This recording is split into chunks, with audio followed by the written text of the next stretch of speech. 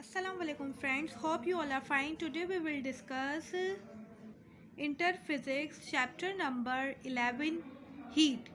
So friends, first lecture में हमने discuss किया था heat, what is heat, transmission of heat, conduction, convection and radiation.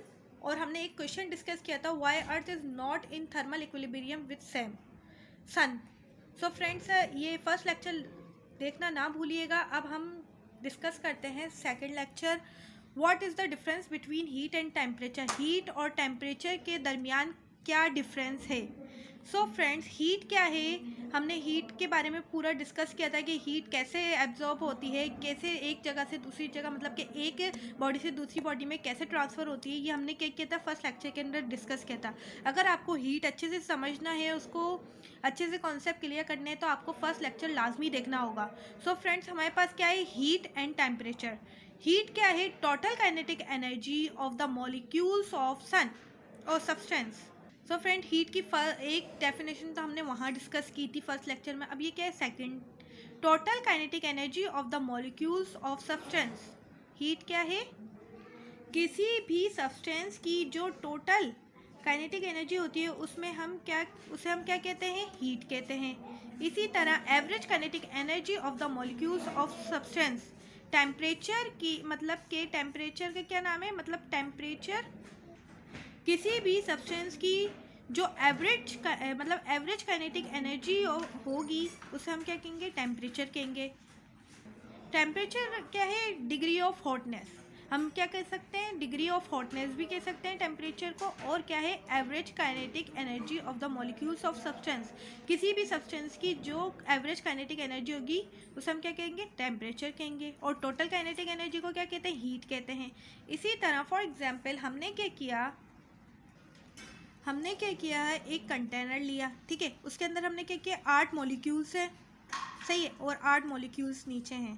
So friends, 8 molecules की जो हमने क्या किया, 8 छोटे मॉलिक्यूल्स लिए और 8 बड़े मॉलिक्यूल्स लिए.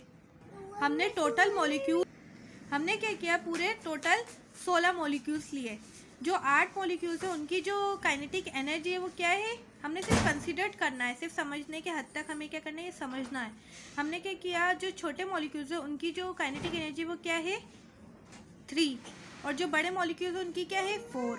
इसी तरह हमने ये पूरे 8 मॉलिक्यूल्स की एनर्जी को क्या किया, ऐड किया, तो हमारे पास कितने आ गए, 24. इसी तरह हमने ये जो बड़े मॉलिक्यूल्स है 8 मॉलिक्यूल्स है, इनको हमने क्या करना है, ऐड करना है. टोटल एनर्जी हमारे पास कितनी आ जाएगी, 32.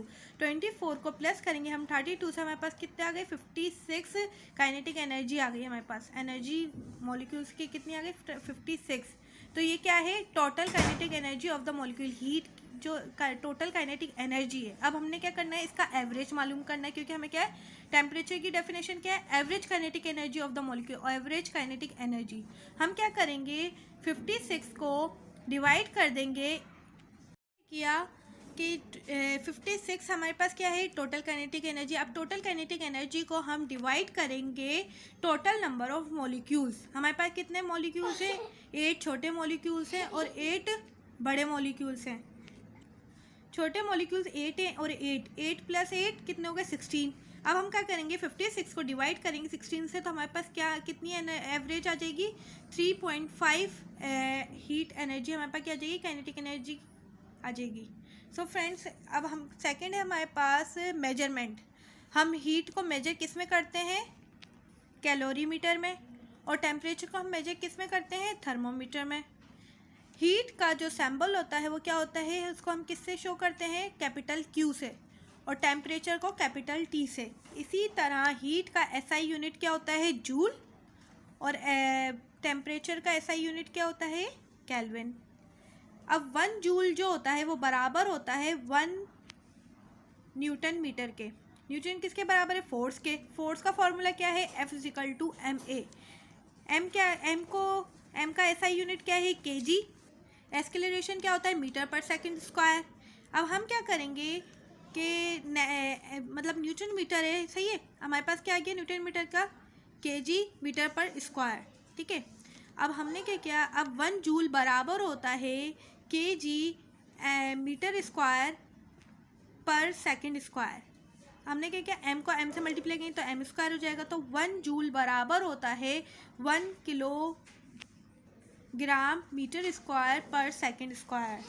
देन हमारे पास अदर यूनिट्स हैं। 1 कैलोरी, हीट का जो 1 कैलोरीज बराबर होती है 4.18 जूल के। सो फ्रेंड्स, ये जो मैं आपको बता रही हूँ ये बहुत ज़्यादा इम्पॉर्टेंट है। ये एप्टीट्यूड के टेस्ट के मतलब अंदर अक्सर आ जाते हैं। इनकी वैल्यूज़ आपको लाजमी याद करनी होंगी, कांस्टेंट वैल्यूज़ हैं। इसी तरह 1 कैलोरीज बराबर होती है 4.18 जूल के। और 1 BTU, BTU क्या है, ब्रिटिश थर्मल यूनिट, ये बराबर होता है 1055 जूल के। इसी तरह 1 kWh के मतलब किलो वाट आर बराबर होता है 3.6 10⁻⁶ जूल के। सो फ्रेंड्स, हम इसको कैलकुलेट भी कर सकते हैं। हम क्या है, किलो, 1 किलो किसके बराबर होता है 1000 के, और आर किसके बराबर होता है 360 100। हम क्या करेंगे, इसको इससे क्या करेंगे, मल्टीप्लाई करेंगे, तो हमारे पास क्या आ जाएगा 3.6 10⁻, डिवाइड करेंगे तो हमारे पास क्या वैल्यू आ जाएगी 3.6 10⁻6 जूल। अब हमारे पास और 1 इलेक्ट्रॉन वोल्ट हमारे पास बराबर होता है 1.6 10⁻⁻19 जूल के। सो फ्रेंड्स, अब क्या है हमारे पास टेम्परेचर। टेम्परेचर का अदर यूनिट क्या है, सेल्सियस। हम क्या करते हैं, सेल्सियस और सेंटीग्रेड के अंदर इसको कैलकुलेट करते हैं, और फ़ारेनहाइट के अंदर। आई होप आपको मेरा ये लेक्चर समझ आया होगा, पसंद आया होगा। सो फ्रेंड्स, अगर आपको मेरा लेक्चर पसंद आया, समझ आया, तो मेरी वीडियो को लाइक करें, मेरे चैनल को लाजमी सब्सक्राइब करें, और मेरी वीडियो को ज़्यादा से ज़्यादा शेयर करें, और मुझे कमेंट करके बताएं कि मेरा लेक्चर आपको कैसा लगा। सो फ्रेंड्स, आज तक के लिए इतना ही। अल्लाह हाफ़िज़।